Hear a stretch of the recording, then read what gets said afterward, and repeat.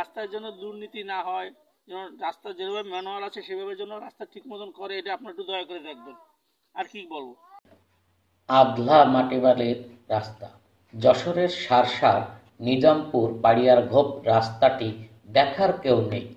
2 কোটি টাকা ব্যয়ে কার্পেটিং রাস্তার কাজ ইতিমধ্যে শুরু হয়েছে, যার খোয়া সাইজ সরকারি নিয়মে 1.5 থেকে 1 ইঞ্চি, বালির FM 0.80 উপরে এবং প্রয়োজনীয় ইট হল 1 নম্বরের নতুন ইট।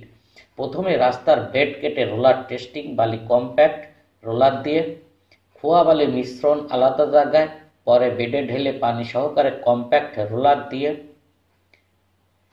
সরেজমিনে খোয়ার সাইজ আদলা পর্যন্ত FM যুক্ত বালির পরিবর্তে মাটির বালি, রেইন স্পটের নতুন ইট, রোলারের সন্ধান নাই। কোনো মতে বেড কেটে তার উপরে মাটি বালি, তার উপরে খোয়া মাটি বালি।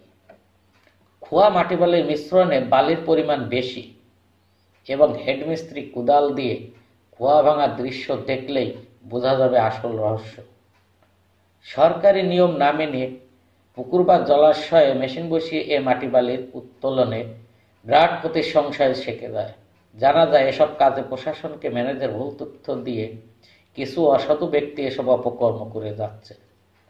পরিশেষে এলাকাবাসীর দাবি, ইট বসাইছে, ইট তো একটার গায়ে আরেকটা লাগার কথা, অথচ ইট দেখছি 1 ইঞ্চি 1.5 ইঞ্চি করে ফাঁক। এইটা এরকম হয়েছে কেন, এটা একটু আপনারা দয়া করে দেখবেন। আর এই রাস্তার জন্য দুর্নীতি না হয়, যেন রাস্তা যেভাবে ম্যানুয়াল আছে সেভাবে যেন রাস্তা ঠিক মতন করে, এটা আপনার একটু দয়া করে দেখবেন। আর কি বলবো।